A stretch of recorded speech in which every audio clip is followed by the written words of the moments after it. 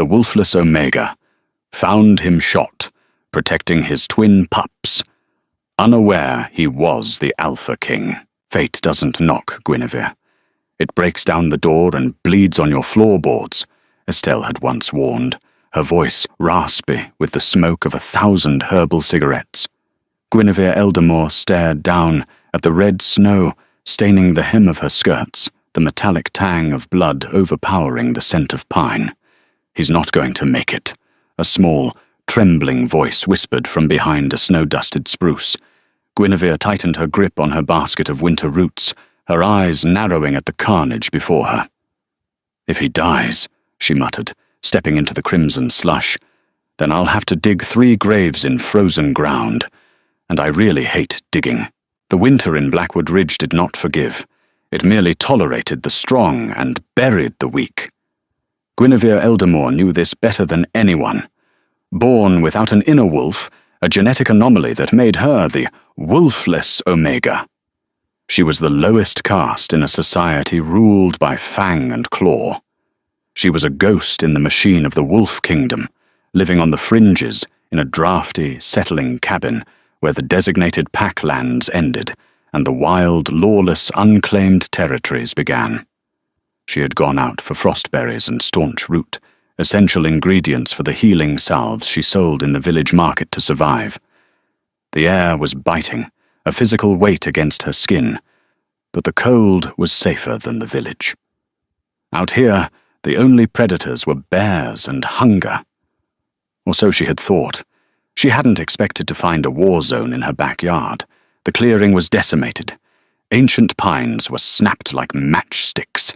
The earth churned up as if a plough had run through the permafrost. In the center of the devastation lay a man. He was massive, his frame dwarfing the blood-soaked snow beneath him. He wore tattered tactical gear, the Kevlar shredded not by machinery, but by claws, huge, unnatural claws. But it was what, or who, he was shielding that stopped Guinevere's heart. Curled into the curve of his broken body were 2 children, no older than 5. They were shivering violently, their wide eyes reflecting the grey, unforgiving sky.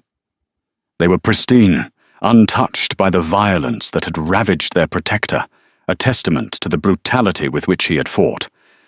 "Stay back," the man rasped. His voice was a subterranean rumble, vibrating through the cold air like a warning growl. He didn't open his eyes, but his hand moved, fingers curling around a jagged piece of silver shrapnel embedded in his thigh. Guinevere didn't retreat. She stepped closer, her boots crunching loudly on the ice-crusted snow. "You have 3 silver bullets in your chest, 1 in your shoulder, and your leg is a mess," she observed, her tone clinical, detached. It was a defense mechanism. Panic was a luxury she couldn't afford, not when the scent of death was this thick. "If you move, the migration of that silver into your bloodstream will speed up. You'll be dead in minutes." The man's eyes snapped open. They were the color of a stormy sea. Turbulence trapped in irises of grey and blue, swirling with a pain so deep it looked like madness. "Who sent you?" he growled, the sound ending in a wet, rattling cough. Blood, dark and ominous, spilled over his lips, staining his chin. "My stomach sent me. I was looking for roots," Guinevere said dryly. She knelt beside him, ignoring the primal aura of power radiating off him.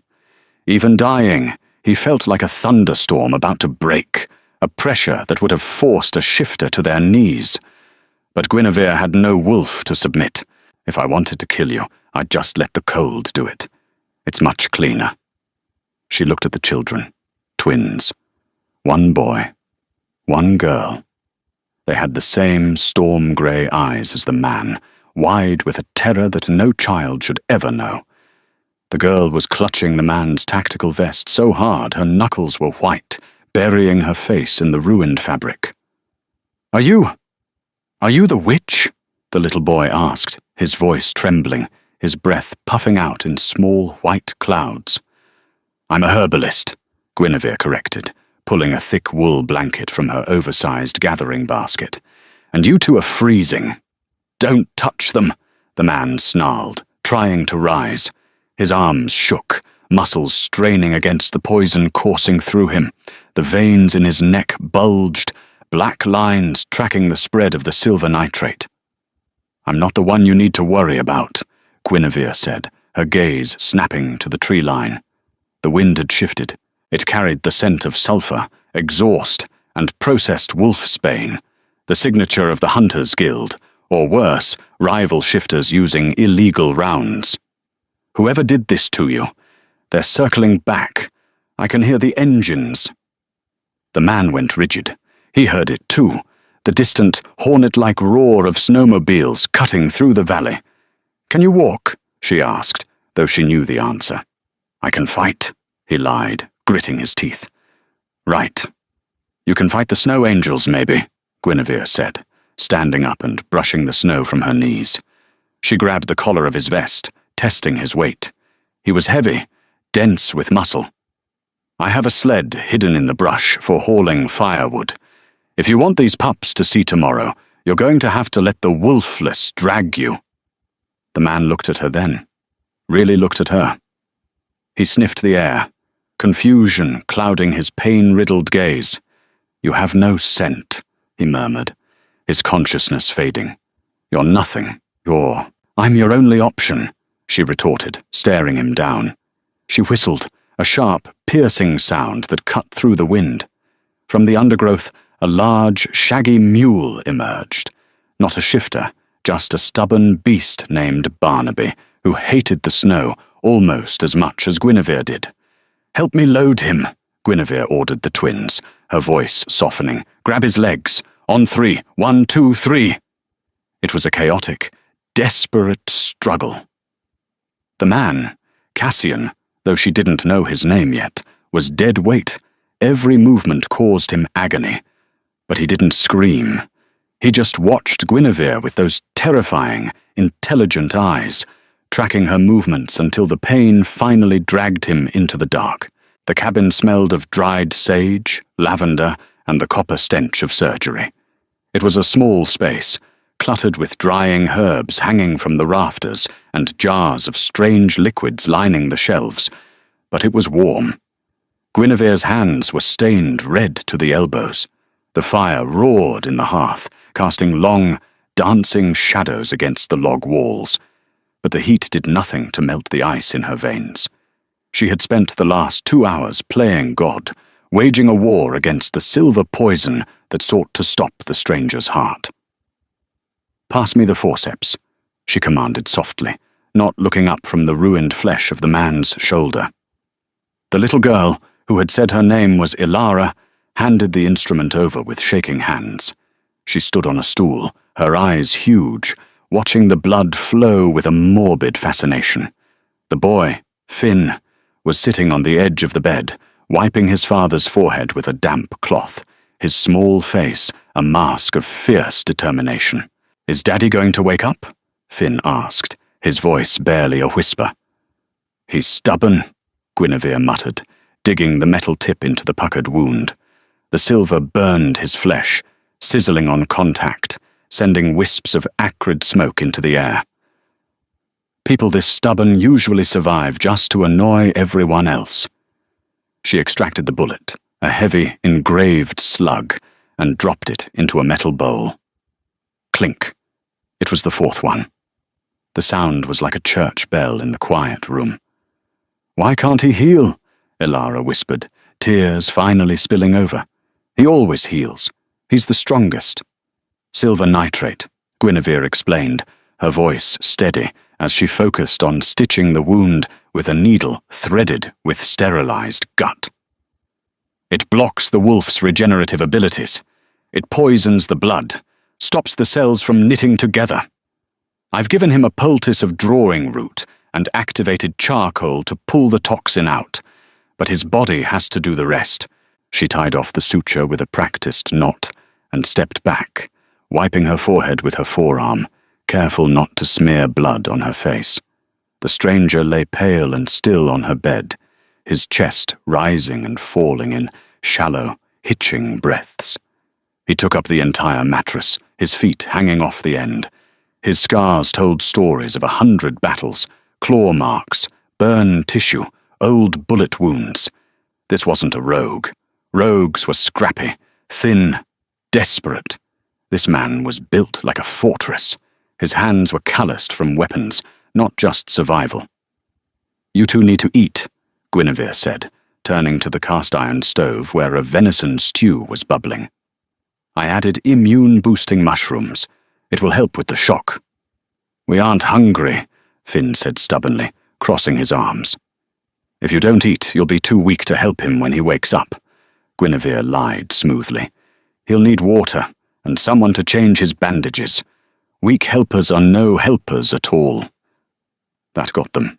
They practically ran to the small wooden table, scrambling onto the benches. As they ate, Guinevere examined the tactical vest she had cut off the man. The material was high-grade military weave, expensive and rare, capable of stopping standard rounds. There were no insignias, no pack markings. That was intentional. Someone had gone to great lengths to be anonymous. Inside one of the hidden pockets, sewn into the lining, she felt a hard lump. She ripped the seam and pulled out a heavy signet ring on a thick chain. She held it up to the firelight. It was black iron, cold and heavy, embossed with a crest she didn't recognize, a raven clutching a crown of thorns. It felt ancient, buzzing with a dormant energy that made her fingertips tingle. "That's Daddy's," Ilara said, her mouth full of stew. "He says it's for when we go home." "Where is home?" Guinevere asked casually, slipping the ring into her apron pocket. The twins exchanged a look, a practiced, fearful look that spoke of secrets kept too long. "We don't know," Finn said quietly. "We move a lot. Daddy says home is where we are together." Running, Guinevere thought, a chill crawling up her spine.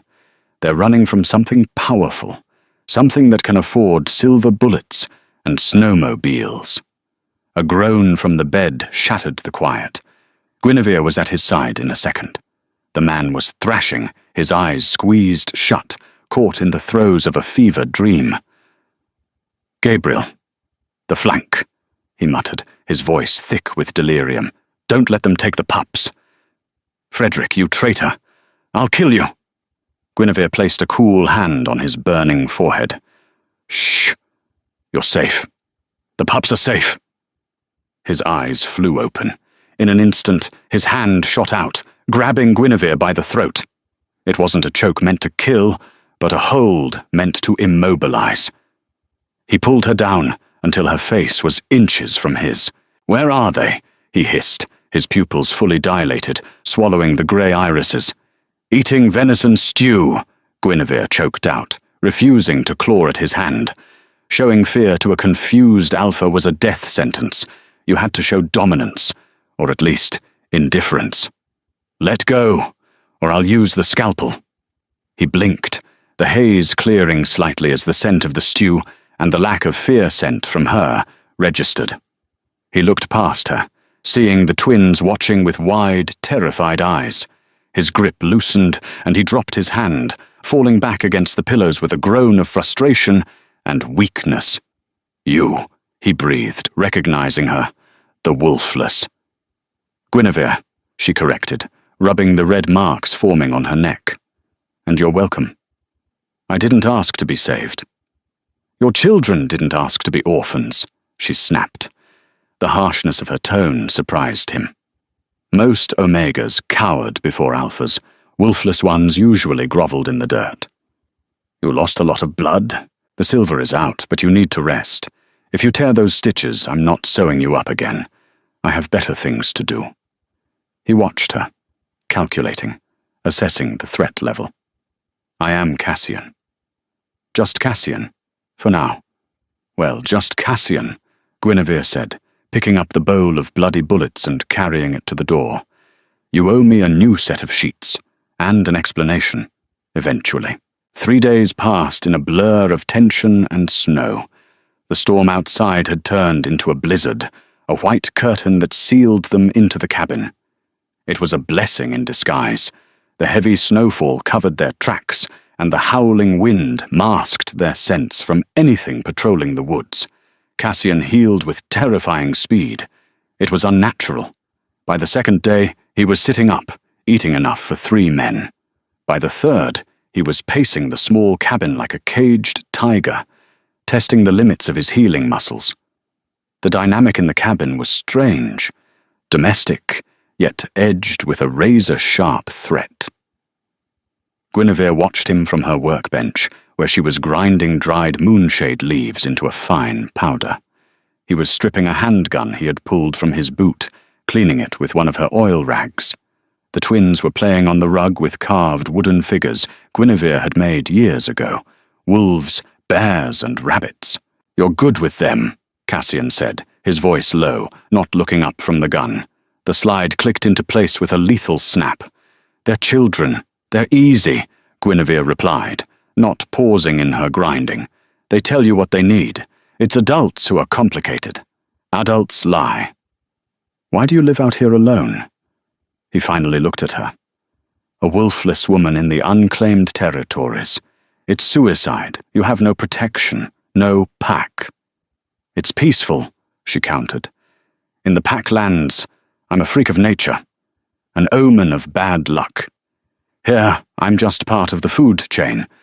The bears don't care about my genetics. They just care if I run." "You have no scent," he repeated, a fixation of his. "It's unsettling. I can't smell your fear. I can't smell your intentions. It's like talking to a statue." "Maybe I don't have any intentions." Cassian walked to the frosted window, wiping a circle in the glass to peer out. He was shirtless, the bandages stark white against his tanned skin. The tattoo on his back was visible now, a massive, intricate mural of storms and ravens that moved when he flexed. It was the mark of a high lineage, perhaps even royalty, though Guinevere dared not voice the thought. "Everyone has intentions," Cassian said, his voice darkening. "You saved a man you don't know. You're harboring fugitives. Why? What do you want?" "Because I saw 2 children who looked at you like you hung the moon," she said simply. "And because I know what it's like to be hunted, to be looked at like prey." A shadow crossed his face. He turned from the window. "The people hunting us, they aren't just rogues. They are authorized." Guinevere froze, the pestle hovering over the mortar. "Authorized by who?" "The council," he lied. She could tell it was a lie by the slight twitch in his jaw, but it was close enough to the truth to chill her blood. "We were betrayed. My beta. He turned on us." "Frederick?" she asked, recalling the name he mumbled in his fever. Cassian stiffened. He turned slowly, his movement predatory. "You listen to a man when he sleeps?" "I listen to a man when he screams," she corrected, refusing to back down. "Who is Frederick Lakeshire?" Cassian's jaw tightened. "A man who will burn for what he did. A man who wants my children dead to secure a legacy that isn't his." Before he could elaborate, a sound cut through the howling wind, a heavy, rhythmic thumping that vibrated the jars on the shelves. Rotors. Guinevere dropped the pestle. Helicopter. Low altitude. Cassian was moving before she finished the word. He grabbed the twins, shoving them under the heavy oak bed. "Stay silent," he commanded, his voice shifting into the alpha tone that compelled absolute obedience. The twins froze instantly, eyes wide. He turned to Guinevere. He had the gun in his hand, but he looked at her with a flicker of hesitation. "Do you have a cellar?" "Trapdoor under the rug," she whispered, kicking the woven rug aside to reveal the iron ring. "Get in." "No," she said, grabbing her heavy wool shawl. "If they scan the cabin with thermal, they'll see heat signatures. If no one answers the door, they'll burn it down. They need to see a resident." "Guinevere, I'm wolfless," she hissed, pushing him toward the hole. "I don't register as a threat. Hide yourself. Hide the pups. I'll handle them." "If they touch you," he whispered, grabbing her arm.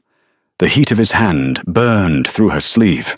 For a split second, the distance between them vanished. It wasn't gratitude in his eyes. It was possessiveness, the instinct to protect what was his. And somehow, in 3 days, she had become his responsibility. If they hurt you, I will slaughter them all. Go! She shoved him down. She slammed the trapdoor shut and threw the rug over it just as a heavy fist pounded on the cabin door. Bam! Bam! Bam! Guinevere smoothed her hair, grabbed a kitchen knife, making it look like she was chopping vegetables, and walked to the door. She took a breath, masking her terror with the mask of the grumpy, eccentric hermit she had perfected over years. She opened the door. Standing there, flanked by 2 armed enforcers in black tactical gear, was a woman in a pristine white fur coat. Her lipstick was as red as the blood Guinevere had scrubbed off the floor days ago. "Goldthorn," Guinevere said, her voice dripping with disdain. The woman smiled, revealing teeth that were too white, too sharp. "Hello, Gwyn. We're looking for a stray dog. A big one. Have you seen anything unusual?" Guinevere leaned against the doorframe, blocking the view inside. "In this blizzard? Only the wind and fools." Goldthorn's eyes drifted past Guinevere, scanning the interior of the cabin. "It smells like sickness in there, dear. And is that male sweat? I didn't think you had it in you." Guinevere's heart hammered against her ribs. "I'm an herbalist, Goldthorn. I treat sick travelers, even the male ones." "Is that so?" Goldthorn stepped closer, the scent of expensive perfume and rotting lilies wafting off her. "Then you won't mind if we come in and take a look." It wasn't a question. Guinevere tightened her grip on the knife handle hidden behind the door. Beneath the floorboards, she knew Cassian was listening, the gun trained on the ceiling, waiting for the first scream. "Come in then," Guinevere said, stepping back. "But wipe your feet. I just mopped." The cabin door creaked open, admitting a gust of freezing wind that swirled the snow across the threshold. But colder than the wind was the woman who stepped inside. Goldthorn. She brought with her the overwhelming scent of synthetic lilies and rot, a perfume meant to mask the stench of the blood she spilled for a living. She peeled off a pristine white leather glove, her eyes sweeping the room with the precision of a hawk spotting a field mouse. 2 enforcers squeezed in behind her, their bulk filling the small space, assault rifles held at low ready. They smelled of wet dog and processed adrenaline. Guinevere didn't retreat. She stood by the iron stove, her hand resting near a heavy glass jar of powdered nightshade. It was a bluff. She couldn't weaponize it fast enough to stop 3 shifters, but the weight of the glass steadied her trembling hands. "Cozy," Goldthorn drawled, running a manicured finger along the edge of the rough-hewn wooden table. She inspected the dust on her fingertip with a grimace. "Dusty, but cozy, like a grave." "State your business, Goldthorn." "My tea is getting cold," Guinevere said, her voice flat, devoid of the deference usually afforded to high-ranking alphas. "My business is the crown, darling. We're hunting a traitor, a man who stole something very precious from the capital." Goldthorn turned, her heels clicking ominously on the floorboards. Her gaze landed on the trash bin Guinevere hadn't had time to empty. She walked to it, picking up a piece of gauze stained with dark arterial blood using 2 fingers. "Heavy bleeder. This is fresh, and it smells expensive." The air in the room grew heavy, suffocating.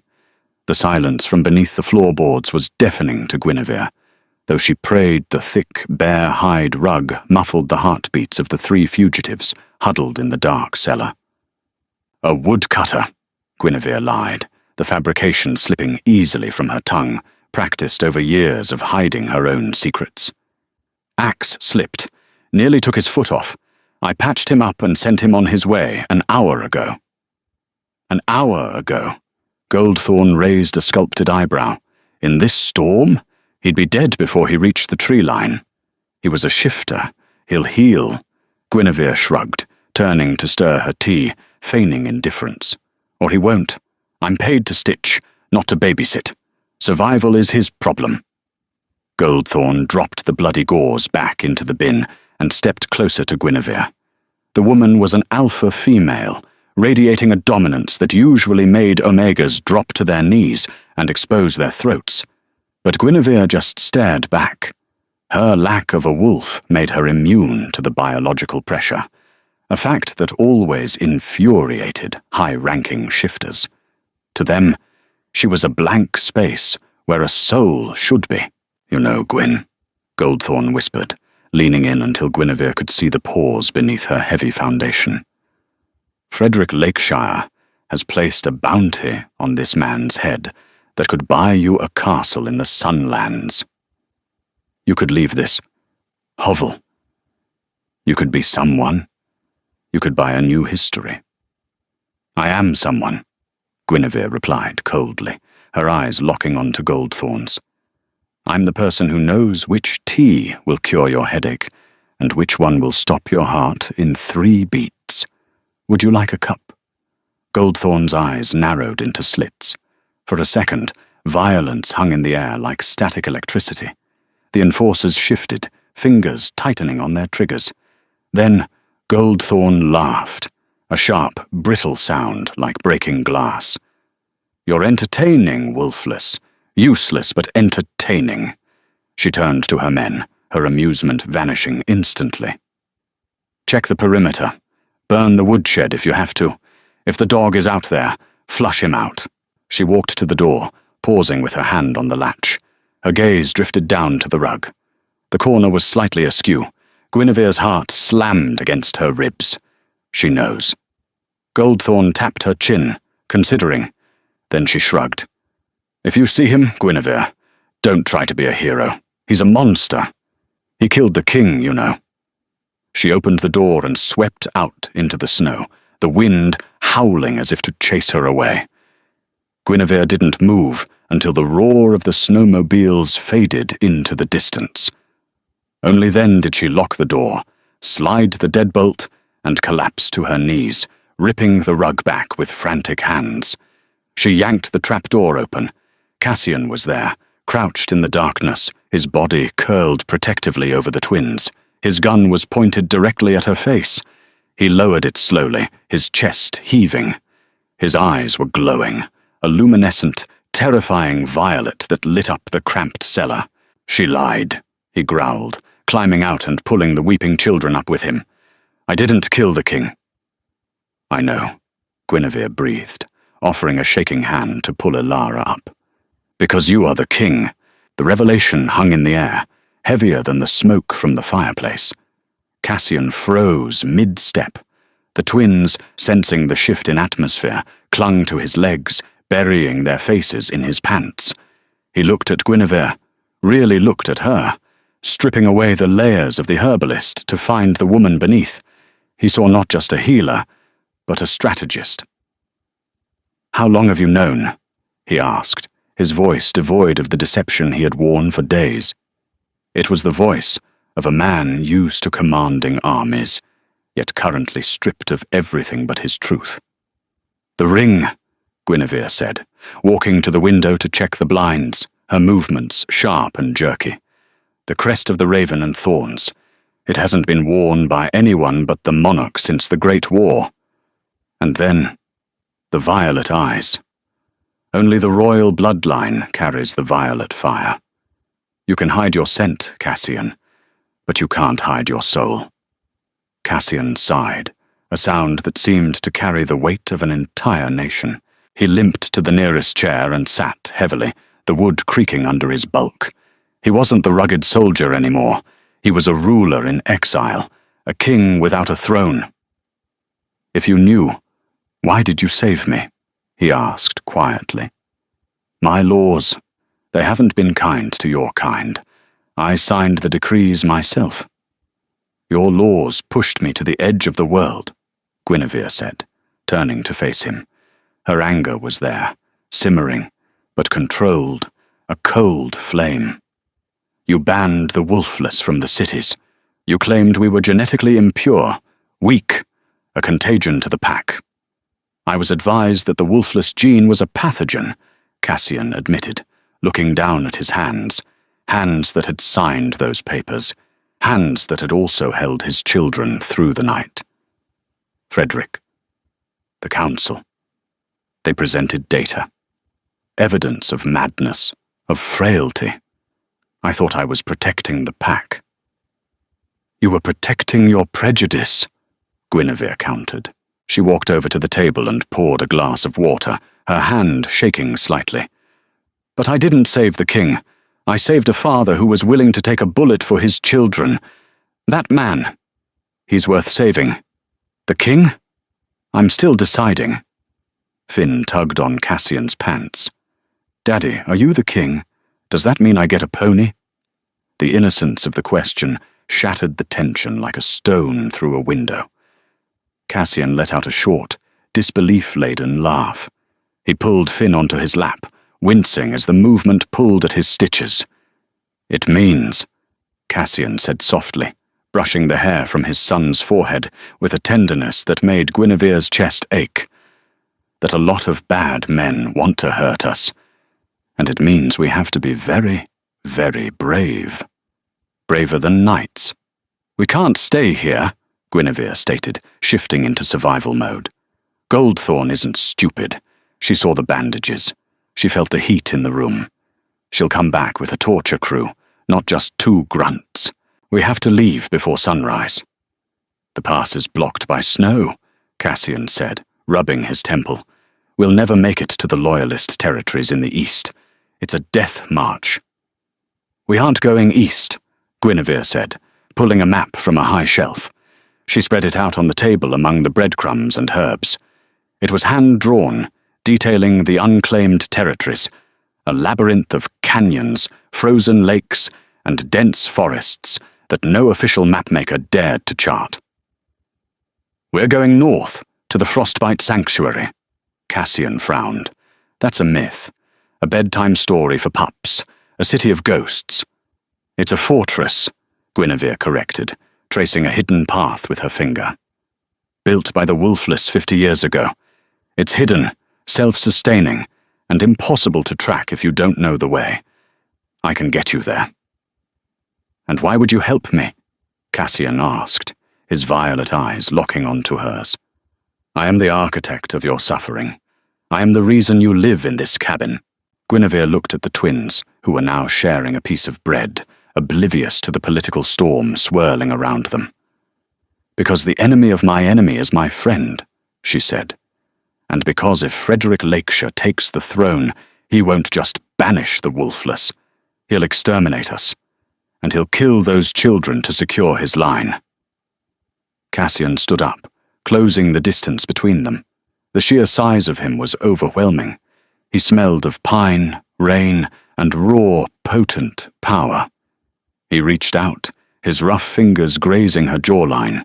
It was a touch so tender it stole the breath from her lungs. I have commanded armies, he murmured, his voice dropping to a husky whisper that vibrated against her skin. I have negotiated treaties with warlords, but I have never met anyone like you, Guinevere Eldermore. You have no wolf, yet you have more fire in you than my entire council. Guinevere didn't pull away. Her heart, usually a guarded fortress, betrayed her with a traitorous flutter. Flattery won't keep your toes from freezing, Your Majesty. Pack your gear. He held her gaze for a second longer, the electricity between them crackling, undeniable. Cassian, he corrected. Just Cassian.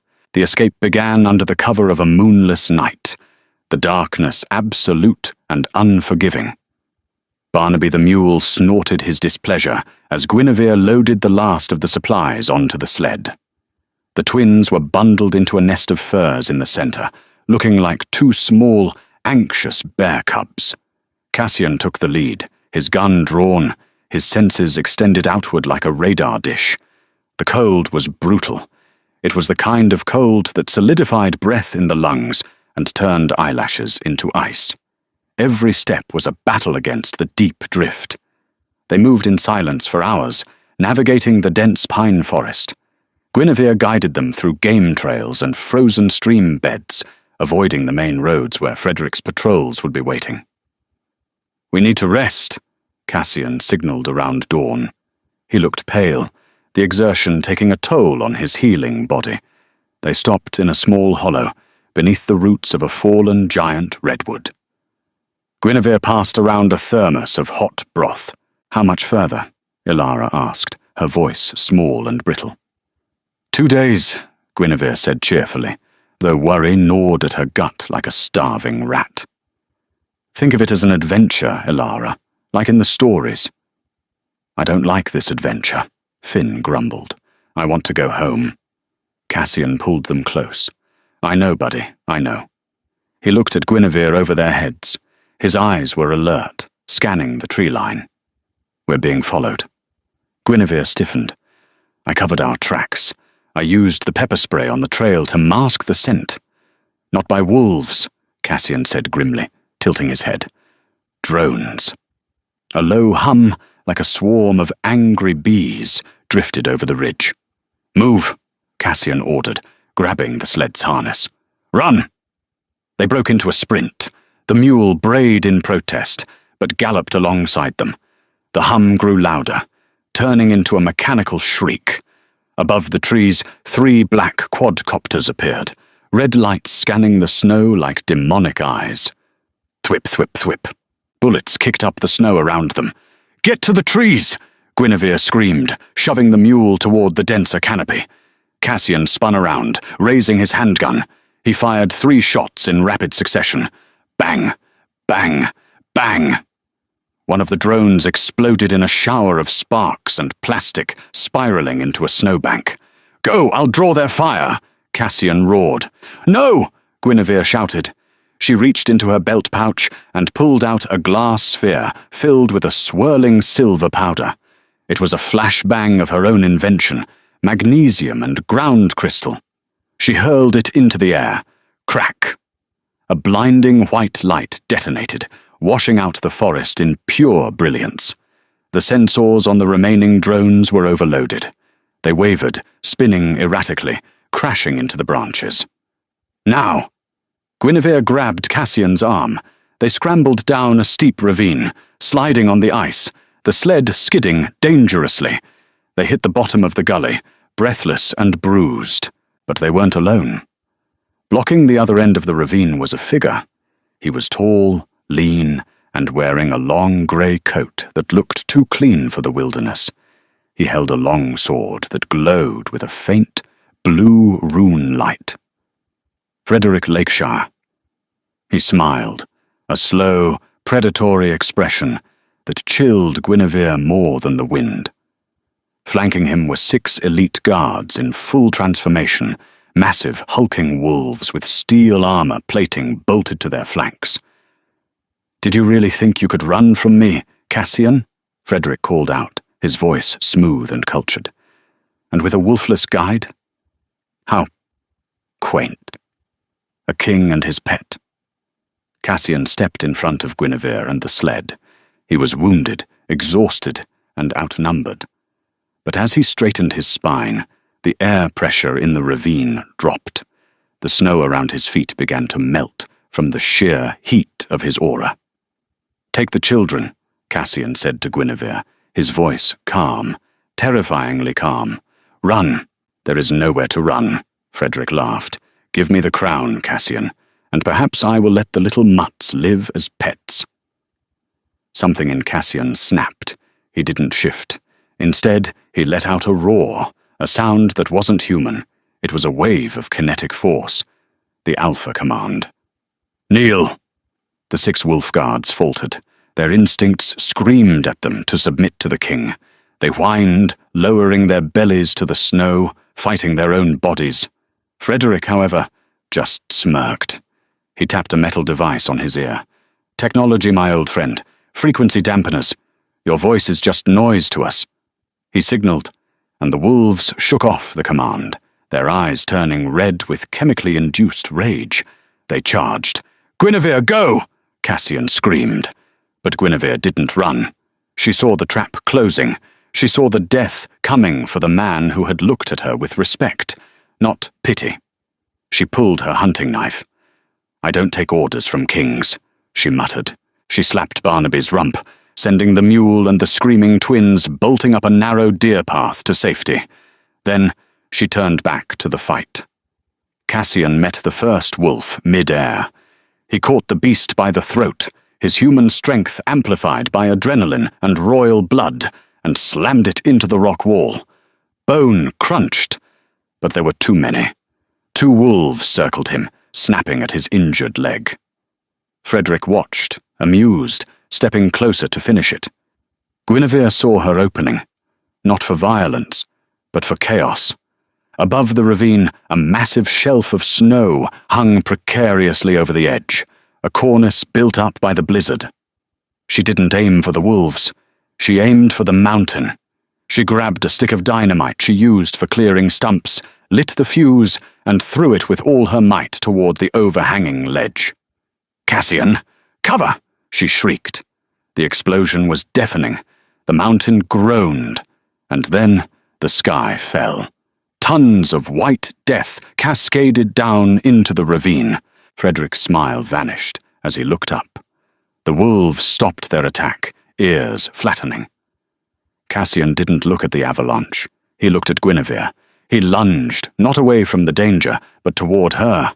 He tackled her, wrapping his massive body around hers, shielding her with his own flesh and bone, just as the world turned white and silent. The world was silence, a heavy, crushing silence that smelled of ice and ozone. Guinevere gasped, her lungs burning as she inhaled a pocket of stale air. She was pinned, not by the snow, but by a wall of muscle and heat. Cassian was arched over her, his back taking the full weight of the avalanche, his arms bracketed around her head to create a tiny, life-sustaining void. "Cassian?" she whispered, the darkness absolute. "I'm here," he gritted out. His voice was strained, tight with pain. "Are you hurt?" "No, you." "I'll live. But this snow, it's heavy." They were trapped in a cocoon of ice. The intimacy was suffocating and electric. Guinevere could feel every beat of his heart against her chest, a frantic, powerful rhythm. His breath ghosted over her face, warm against the biting cold. In the darkness, the social strata that separated them, king and peasant, alpha and wolfless, dissolved. They were just 2 heartbeats in a grave of white. "The twins," Cassian's voice cracked. For the first time, the king sounded terrified.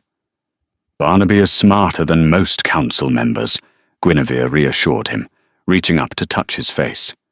Her fingers traced the rough stubble of his jaw, finding the sticky wetness of fresh blood near his temple. "He knows the path to the high ridge. He'll keep them safe." Cassian leaned into her touch.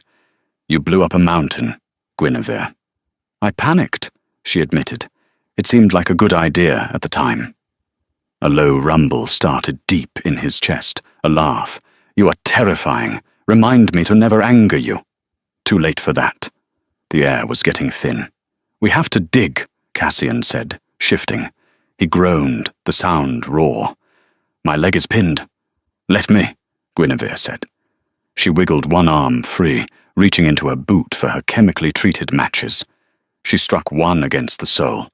It flared with a brilliant blue magnesium light, illuminating their tiny prison. Cassian's eyes were squeezed shut, his face pale, sweat freezing on his brow. The blue light cast harsh shadows on his scars. He looked mortal, breakable, beautiful. "Hold on," she whispered. She used the heat of the flare to melt the ice packed around his trapped leg. As the water dripped away, he hissed in relief. Together they clawed their way up. It took an hour of agonizing work, digging through the packed powder until a hand broke the surface, grasping at the grey twilight. They dragged themselves out, gasping, collapsing onto the fresh snow. The ravine was gone, filled level with debris. There was no sign of Frederick or his wolves, buried deep beneath tons of rock and ice. "The path," Guinevere wheezed, pointing up the slope. They found them a mile up the ridge. Barnaby was huddling under a rocky overhang, the twins tucked into his shaggy flank for warmth. When Finn saw Cassian limping through the snow, the scream of joy shattered the desolate quiet. "Daddy!" Cassian fell to his knees, catching both children as they barreled into him. He buried his face in their necks, inhaling their scent, shaking with the aftershocks of adrenaline. Guinevere watched, leaning against a pine tree, feeling an ache in her chest that had nothing to do with the cold. She turned to look north, toward the jagged peaks of the Frostbite Range. "We aren't safe yet," she said softly. "Frederick survived. I can feel it. Rats always find a way out." Cassian stood up, lifting Elara into his arms. He looked at Guinevere, his violet eyes burning with a new resolve. "Then let him come. He won't find a fugitive this time. He'll find a king." The Frostbite Sanctuary was not what Cassian expected. He had imagined a cave, a refugee camp of tents and misery. What he found, hidden inside the hollowed-out caldera of an extinct volcano, was a marvel of engineering. Geothermal steam rose from vents, heating the stone city. Buildings were carved directly into the obsidian rock, reinforced with steel and glass. Wind turbines spun silently on the ridges. It was a fortress of science, built by the very people the Wolf Kingdom had discarded as useless. "Welcome to the unwanted," Guinevere said, as they approached the massive steel gates. Guards in white winter camouflage intercepted them. They didn't hold spears or swords. They held high-powered pneumatic rifles. They were wolfless, men and women without the brute strength of shifters, but with the dangerous, sharp eyes of survivors. "Halt!" A woman with a scar running through her eyebrow commanded. "State your business." "I am Guinevere Eldermore. I bring travelers seeking asylum." The guard's eyes widened. "Eldermore, we thought you were dead. The council said—" "The council says a lot of things," Guinevere cut in. "Open the gate, Otavia. We have wounded." As they walked through the city, Cassian was silent. He saw schools, greenhouses, workshops.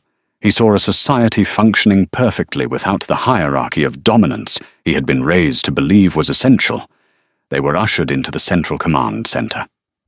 Otavia Mistwood, the leader of the sanctuary, paced before a bank of monitors.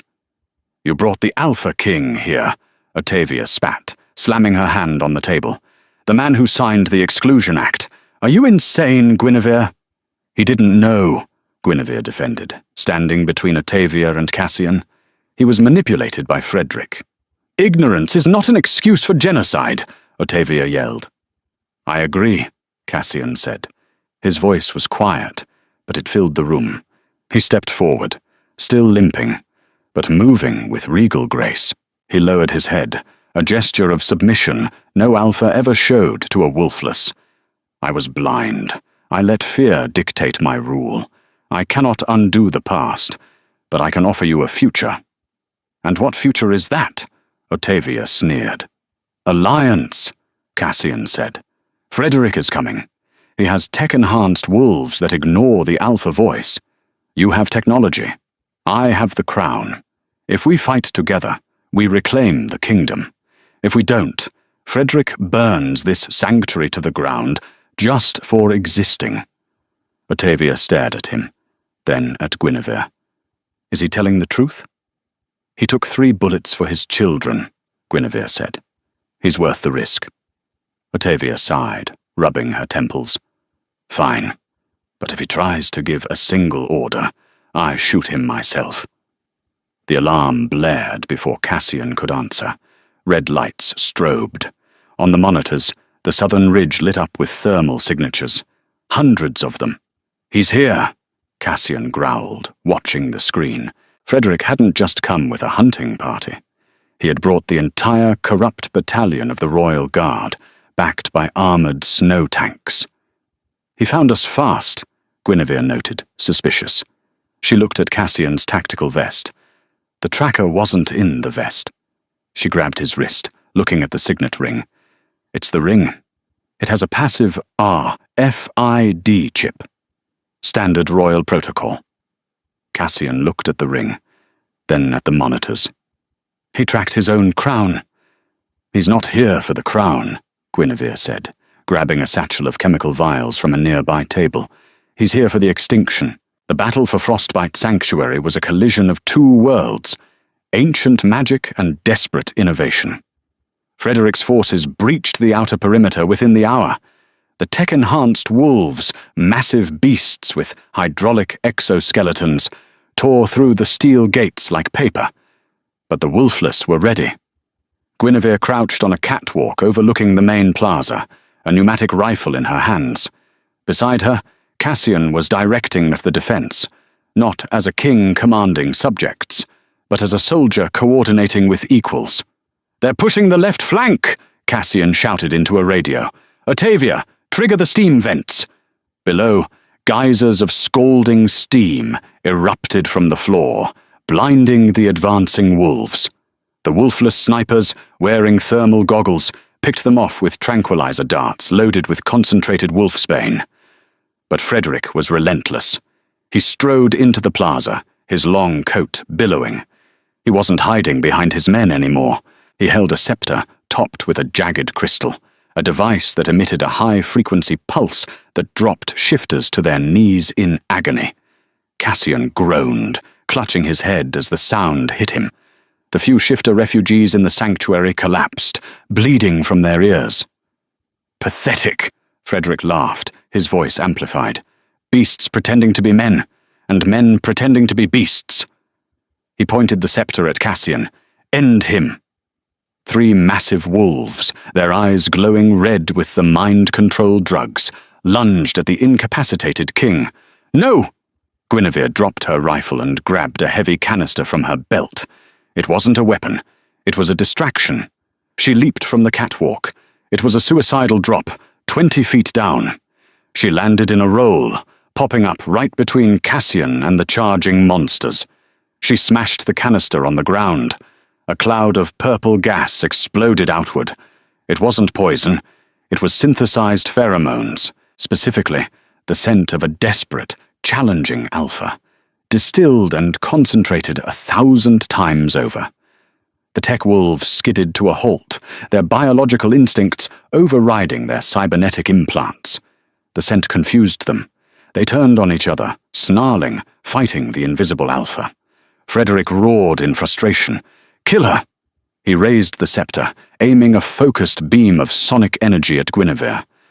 Cassian moved, fighting through the pain of the frequency dampener, fueled by a rage that transcended biology. He shifted. Not fully. The silver in his blood still hindered him. But enough. Claws erupted from his fingers. His eyes went supernova violet. He launched himself at Frederick, tackling the usurper. The scepter skittered across the ice.